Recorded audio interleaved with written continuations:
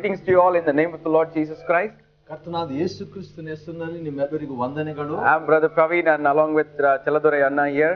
ನಾನು ಪ್ರವೀಣ್ ಅವರು ಮತ್ತು ಚಲದೊರೆ ಅಣ್ಣವರ ಜೊತೆಯಲ್ಲಿದ್ದೀನಿ. We welcome you to this program called Your Prophetic Voice. ಇದು ನಿಮ್ಮ ಪ್ರವಾದನೆಯ ಸ್ವರ ಎಂಬ ಕಾರ್ಯಕ್ರಮಕ್ಕೆ ನಿಮಗೆ ಸ್ವಾಗತ. Again we are glad to speak to your hearts and strengthen you. ಮತ್ತು ನಿಮ್ಮ ಹೃದಯದೊಂದಿಗೆ ಮತ್ತೆ ಮಾತನಾಡಲಿಕ್ಕೆ ನಿಮಗೆ ಉತ್ತೇಜನ ಕೊಡಲಿಕ್ಕೆ ನಾವು ಸಂತಸ. Even today we are willing to share the word and strengthen you. ಇವತ್ತು ಕೂಡ ನಾವು ದೇವರ ವಾಕ್ಯವನ್ನು ಹಂಚಿ ನಿಮ್ಮೊಂದಿಗೆ ಬಲಪಡಿಸಲಿಕ್ಕೆ ಸಿದ್ಧ. Can you turn with me to the Gospel of Matthew chapter 8. ಮತ್ತಾಯನ ಬರೆದ ಸುವಾರ್ತೆ 8ನೇ ಅಧ್ಯಾಯಕ್ಕೆ ನಿಮ್ಮ ಸತ್ಯವೇದ ತಿರುಗಿಸಿ. We will be meditating from 23 to 27. 23ರಿಂದ 27ರವರೆಗೆ ನಾವು ಧ್ಯಾನಿಸಲಿಕ್ಕಿದ್ದೇವೆ. It says, ಹೇಳಲಾಗಿದೆ, when he got into the boat, his disciples followed him. ಆತನು ದೋಣಿಯನ್ನು ಹತ್ತಿದಾಗ ಆತನ ಶಿಷ್ಯರು ಆತನ ಹಿಂದೆ ಹೋದರು. That means ಅಂದ್ರೆ the relationship between Jesus and disciples are, ಯೇಸುವಿನ ಮತ್ತು ಶಿಷ್ಯರ ಸಂಬಂಧ, it's following. ಅದು ಹಿಂಬಾಲಿಸುವುದು. You need to understand. ಇದನ್ನ ಅರ್ಥ ಮಾಡ್ಕೋಬೇಕು. First, disciples didn't go in search of Jesus. ಮೊದಲು ಶಿಷ್ಯರು ಯೇಸುವನ್ನು ಹುಡುಕೊಂಡು ಹೋಗ್ಲಿಲ್ರಿ. It is Jesus who came in search of disciples. ಯೇಸುವೇ ಶಿಷ್ಯರನ್ನು ಹುಡುಕೊಂಡು ಬಂದಿದ್ದು. In the same way, ಅದೇ ರೀತಿ we are not the one who is going in search of Jesus. ನಾವು ಯೇಸುವನ್ನು ಹುಡುಕೊಂಡು ಹೋಗೋರಲ್ಲ.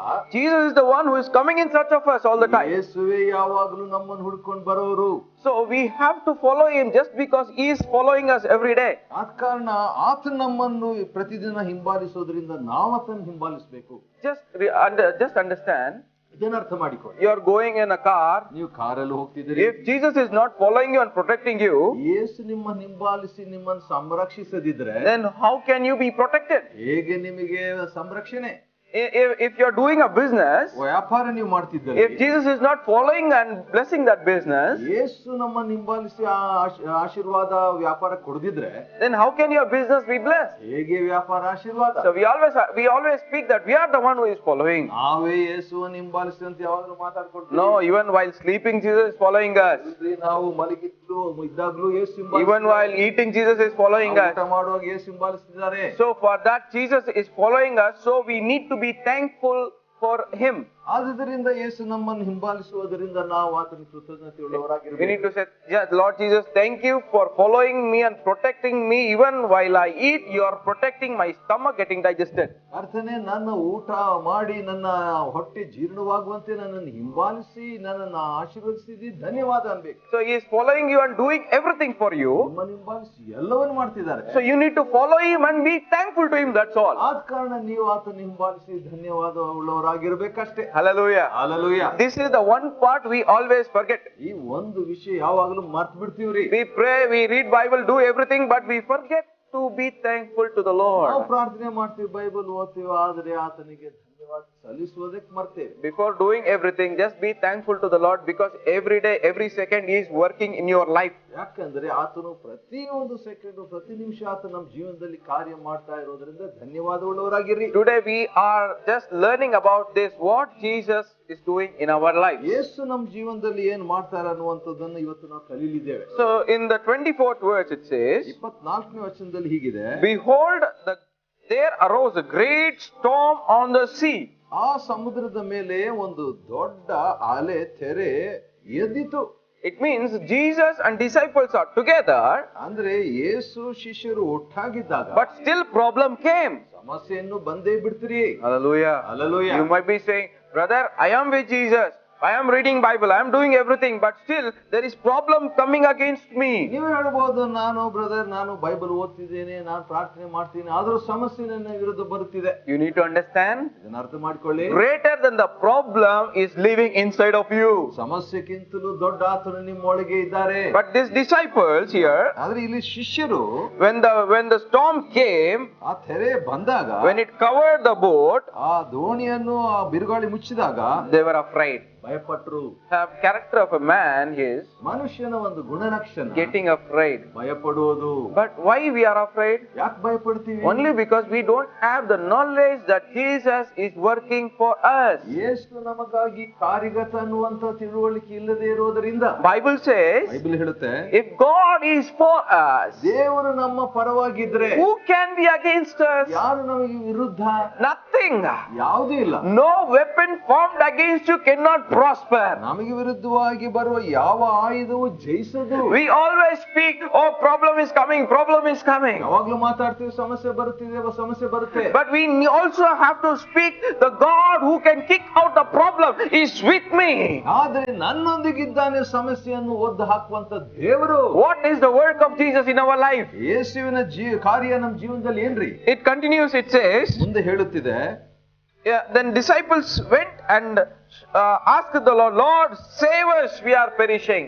ಅಲ್ಲಿ ಹೇಳ್ತಿದ್ರು ಶಿಷ್ಯರು ಎಬ್ಬಿಸಿ ಆತನನ್ನು, ಸ್ವಾಮಿ ಕಾಪಾಡು, ಸಾಯುತ್ತೇವೆ. Oh, how many times we have prayed that prayer? ಎಷ್ಟ್ ಸಾರಿ ಪ್ರಾರ್ಥನೆ ಮಾಡಿದ್ದೀವಿ. Lord, this problem came, save me, Lord. ಕರ್ತನೇ ಸಮಸ್ಯೆ ಬಂತು, ರಕ್ಷಿಸು. That problem, Lord, save me, Lord. ಆ ಸಮಸ್ಯೆ ಕರ್ತನೇ ರಕ್ಷಿಸು. Hey, already 2010 years ago, Lord has already saved you and He is following you and continuing to save you till now. ಸತತವಾದ ರೀತಿಯಲ್ಲಿ 2000 ಹಿಂದೆಯಿಂದಲೇ ಕರ್ತನು ನಮ್ಮನ್ನ ಕಾಪಾಡ್ತಿದ್ದಾನೆ, ರಕ್ಷಿಸ್ತಿದ್ದಾನೆ. Every day He is saving you. ಪ್ರತಿದಿನ ರಕ್ಷಿಸ್ತಿದ್ದಾನೆ. But we still have unbelief in our heart saying, Lord, save, save, save. What to save? ಆದ್ರೆ ಅಪನಂಬಿಕೆ ನಮ್ಗೆ ಯಾವಾಗಲೂ, ಸ್ವಾಮಿ ರಕ್ಷಿಸು, ರಕ್ಷಿಸು. ಏನ್ ರಕ್ಷಿಸ್ಬೇಕು? Haven't you thought while sleeping in the night, you woke up in the morning and still Lord saved your life? ನಿದ್ದೆ ಮಾಡಿ ಬೆಳಗ್ಗೆದ್ದಾಗ್ಲೂ ಕೂಡ ನಿಮಗೆ ಗ್ರಹಿಕೆ ಇಲ್ವಾ ಕರ್ತನು ನಿಮ್ಮ ಜೀವನ ರಕ್ಷಿಸಿದ್ದು? You go to your work and come back home safe. Is that not a protection?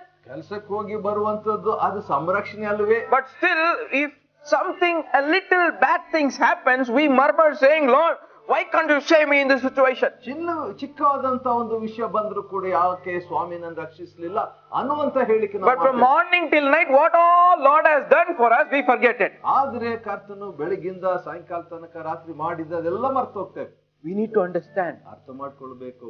And we are here to tell you, ಇದನ್ನ ಹೇಳಲಿಕ್ಕೆ ನಾವು ಇದ್ದೇವೆ, instead of seeing what you are doing, ನೀವು ಏನ್ ಮಾಡ್ತೀರಿ ಅನ್ನೋದನ್ನ ನೋಡೋದಕ್ಕೆ ಬದಲು do see what Lord is doing. ಕರ್ತನು ಏನ್ ಮಾಡ್ತಿದ್ದಾನೆ ಅದನ್ನ ನೋಡಿ. Because when you see it, you will receive strength. ಯಾಕಂದ್ರೆ ಅದನ್ನ ನೋಡಿದಾಗ ನಿಮಗೆ ಬಲ ಪ್ರಾಪ್ತ. When you see it, you will have confidence. ಅದನ್ನ ನೋಡಿದಾಗ ಭರವಸೆ ಪ್ರಾಪ್ತ. When you see it, you will have peace. ನೀವು ನೋಡಿದಾಗ ಸಮಾಧಾನ ಪ್ರಾಪ್ತ. These disciples here, ಶಿಷ್ಯರಲ್ಲಿ they were shouting, Lord, save us, save us. ಸ್ವಾಮಿ ಕಾಪಾಡು, ಕಾಪಾಡು ಅಂದ್ರು. And Jesus got up and said, ಯೇಸು ಎದ್ದು ಹೇಳಿದ್ರು, why are you afraid? ಯಾಕೆ ಭಯಪಡ್ತೀರಿ? Why? ಯಾಕೆ? What happened? ಏನಾಯ್ತು? In our life, ನಮ್ಮ ಜೀವನದಲ್ಲಿ we'll be saying, Lord, please save me, save me. So many people are attacking me and shouting against me and persecuting me. Lord, save me, save me. ಕರ್ತನೇ ನನ್ನನ್ನು ಕಾಪಾಡು, ಎಷ್ಟೊಂದು ಜನ ನನಗೆ ದಾಳಿ ಮಾಡ್ತಿದ್ದಾರೆ, ನನಗೆ ಹಿಂಸೆ ಕೊಡ್ತಿದ್ದಾರೆ ಅಂತ ಹೇಳ್ಬಿಟ್ಟು ಹೇಳ್ತೀವಿ. Many people rejecting me, Lord. I am forsaken.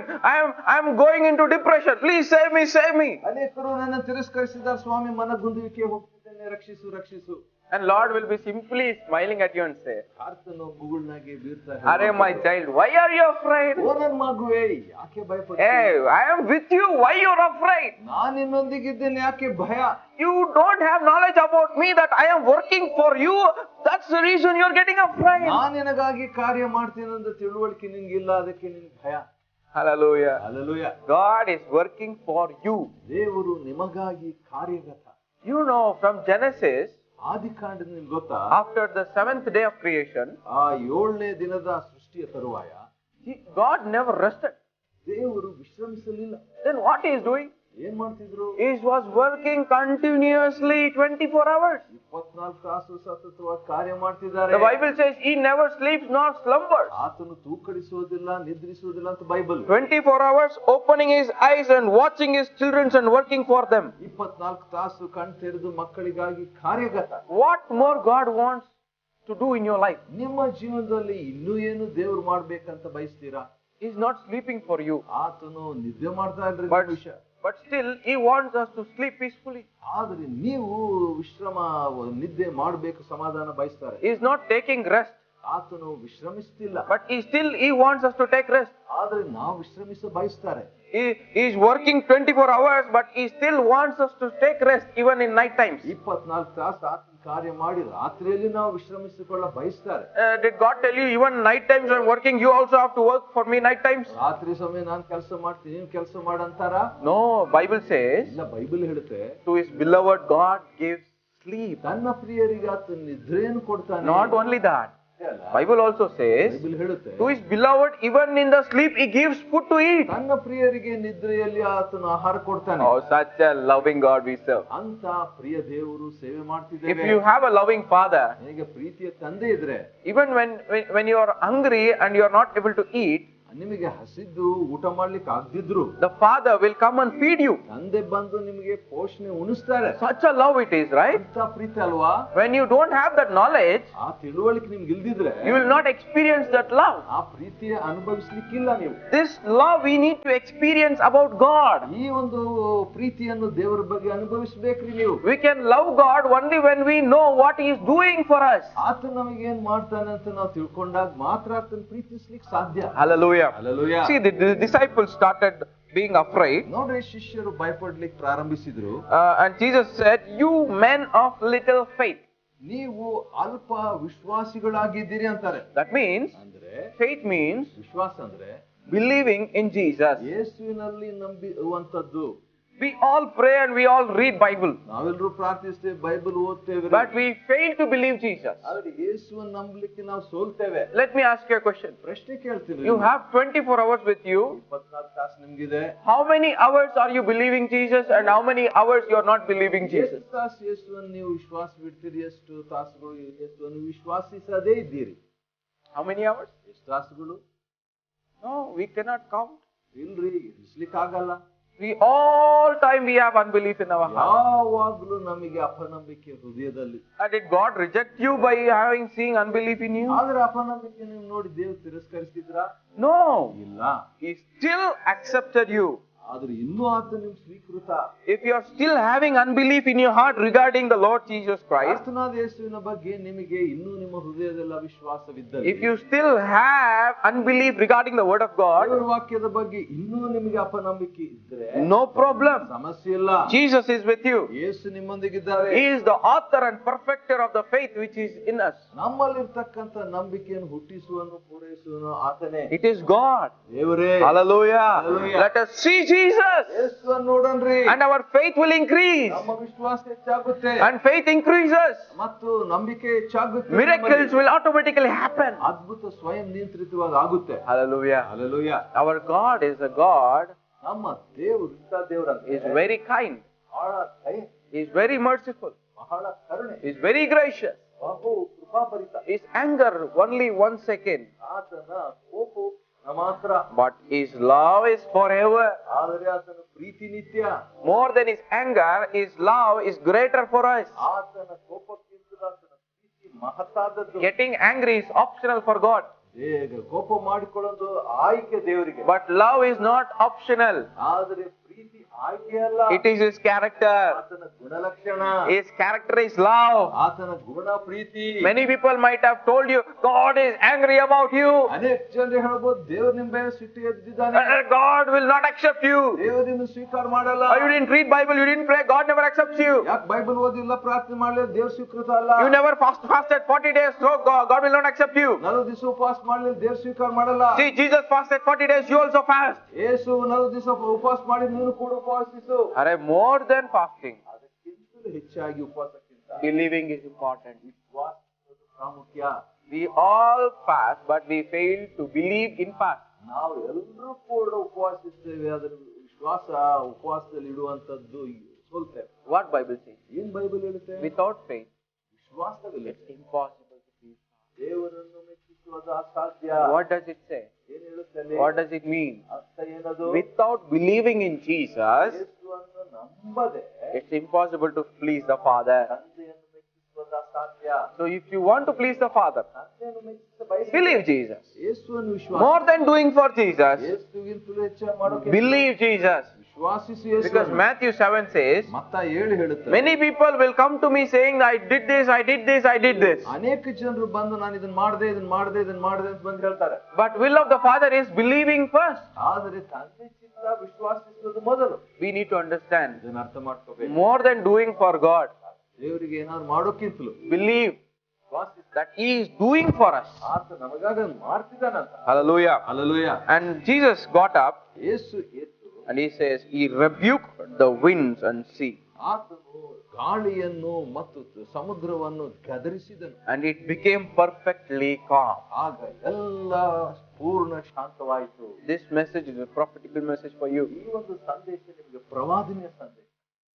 Whatever storms and wind is rising against you, ನಿಮಗೆ ವಿರುದ್ಧವಾಗಿ ಯಾವುದೇ ಗಾಳಿ ಬಿರುಗಾಳಿ ಎದ್ದಿದ್ದಾಗ್ಯೂ, even in work a wind might be rising through your boss.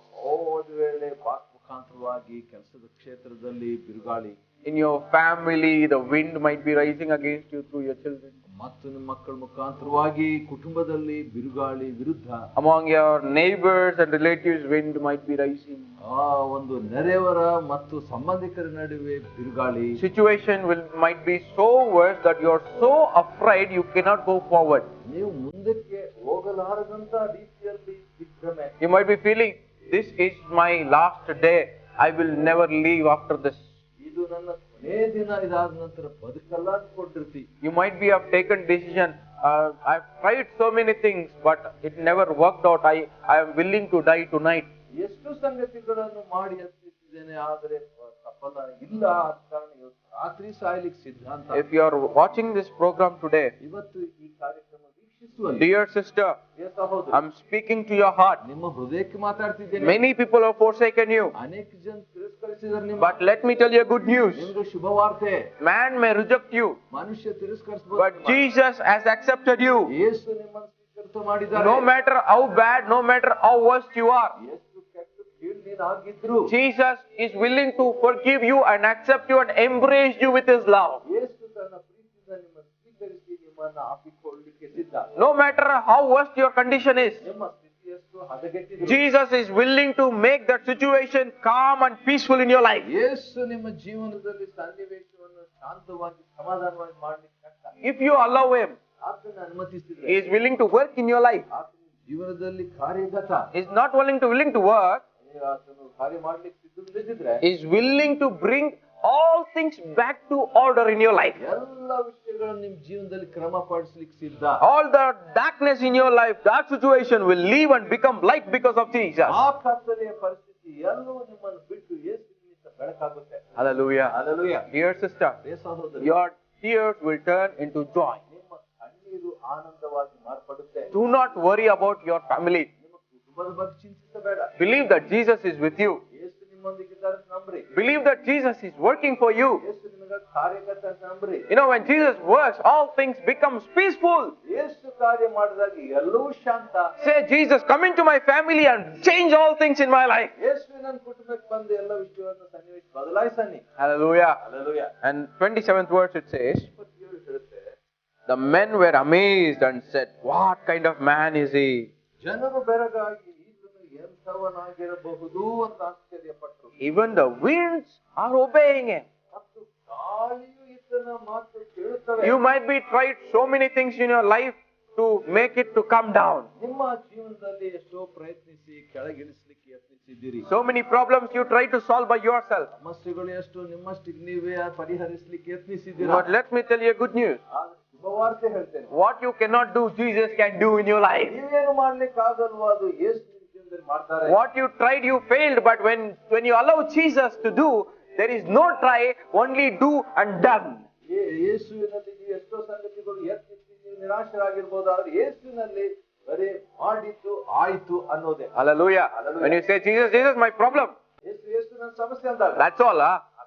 I will do it for you. ನಾನು ನಿಮ್ಗಾಗಿ ಮಾಡ್ತೇನೆ. That's the reason why I came in search of you. ಅದಕ್ಕೆ ನೀನು ಹುಡ್ಕೊಂಡು ಬಂದೆ. I had to change all corrupt situation and to bring back to order. ಎಲ್ಲ ಭ್ರಷ್ಟ ಕಾರ್ಯಗಳನ್ನು ಬದಲಾಯಿಸಿ ಕ್ರಮಪಡಿಸ್ತೇನೆ. This Jesus ಈ ಯೇಸು who changes your life ಜೀವನ ಬದಲಾಯಿಸೋದು is coming to you right now. ಈಗಲೇ ನಿನ್ನ ಹತ್ರ ಬರ್ತಿದ್ದಾನೆ. Will you allow him ಆತನ ಅನುಮತಿಸ್ತೀರಾ and to work in your life? ನಿಮ್ ಜೀವನದಲ್ಲಿ ಕಾರ್ಯ ಮಾಡ್ಲಿಕ್ಕೆ Instead of working for him, allow him to work in your life. ಆತನಿಗೆ ಕಾರ್ಯ ಮಾಡೋಕ್ ಬದಲು ಆತನೇ ಕಾರ್ಯ ಮಾಡುವಂತ ಅನುಮತಿಸಿ. If he does not work, ಆತನ ಕಾರ್ಯ ಮಾಡದಿದ್ದಲ್ಲಿ there won't be peace. ಸಮಾಧಾನ ಇರಲ್ಲ. If he does not work, ಆತನ ಕಾರ್ಯ ಮಾಡದಿದ್ರೆ there won't be joy. ಆನಂದ ಇರಲ್ಲ. If he does not work, ಆತನ ಕಾರ್ಯ ಮಾಡದಿದ್ರೆ there is no salvation. ರಕ್ಷಣೆ ಇಲ್ಲ. If he does not work, ಆತನ ಕಾರ್ಯ ಮಾಡದಿದ್ರೆ you cannot go to heaven. ಆತನ ಪರಲೋಕಕ್ಕೆ ನೀವು ಹೋಗ್ಲಿಕ್ಕಾಗಲ್ಲ. Every spiritual things which we are receiving, ಆತ್ಮಿಕವಾದ ಪ್ರತಿಯೊಂದು ಸಂಗತಿಗಳನ್ನು ನಾವು it ಸ್ವೀಕರಿಸೋದು is just because he is working. ಆತನ ಕಾರ್ಯ ಮಾಡೋದ್ರಿಂದಲೇ. Can we surrender our lives to the Lord ಜೀವನ ಕರ್ತನಿಗೆ ಒಪ್ಪಿಸೋಣವೇ and say to the Lord, ಹೇಳೋಣ ಕರ್ತನಿಗೆ, Lord, work in my life. ಸ್ವಾಮಿ ನನ್ನಲ್ಲಿ ಕಾರ್ಯ ಮಾಡು. Close your eyes. ಕಣ್ಣು ಮುಚ್ಕೊಳ್ಳಿ. Dearest Heavenly Father, ಪ್ರೀತಿಯ ಪರಲೋಕ ತಂದೆಯೇ, we have failed to realize your work in our life. ನೀವು ನಮ್ಮ ಜೀವನದಲ್ಲಿ ಕಾರ್ಯ ಮಾಡ್ತೀವಿ ಅಂತ ನಾವು ನಂಬಲಿಕ್ಕೆ ಸೋತಿದ್ದೇವೆ. But we now realize ಈಗ ನಾವು ಗ್ರಹಿಸ್ತೇವೆ, your work is happening 24 hours, 7 days, every second in our life. ನಮ್ಮ ಜೀವನದಲ್ಲಿ 24 ತಾಸು ಕರ್ತನೆ 7 ದಿವಸವು ಪ್ರತಿ ಗಳಿಗೆ ಕ್ಷಣ ಅದು ಕಾರ್ಯ ಮಾಡುತ್ತಿದೆ. If you fail to work 1 hour in our life, 1 ತಾಸು ನಮ್ಮ ಜೀವನದಲ್ಲಿ ಕಾರ್ಯ ಮಾಡದಿದ್ರೆ our life will be messed.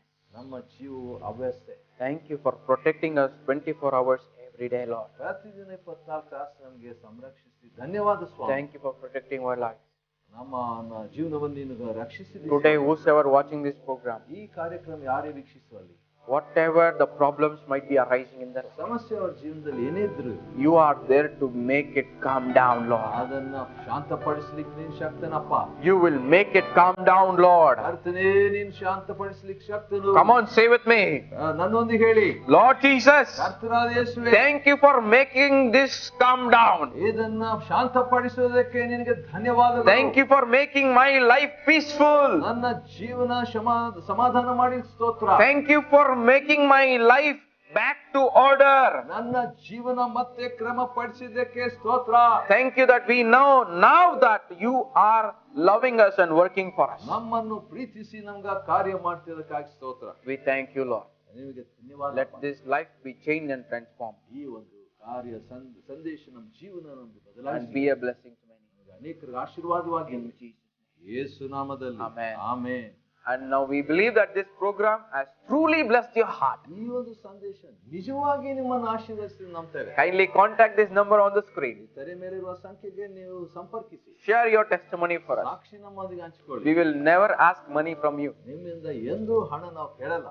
If God speaks to you, you give, but we never ask. ದೇವರು ನಿಮ್ಮ ಹತ್ರ ಮಾತಾಡಿದ್ರೆ ನೀವು ಕೊಡಿ, ಆದ್ರೆ ಎಂದೂ ನಾವು ಕೇಳಲ್ಲ. May God bless you. ದೇವರು ನಿಮ್ಮನ್ನು Watch ಆಶೀರ್ವದಿಸಲಿ. this testimony and be blessed. ಈ ಒಂದು ಸಾಕ್ಷಿ ಕೇಳಿ ಆಶೀರ್ವಾದ ಹೊಂದಿ. In Jesus' name. ಯೇಸು ನಾಮದಲ್ಲಿ Amen.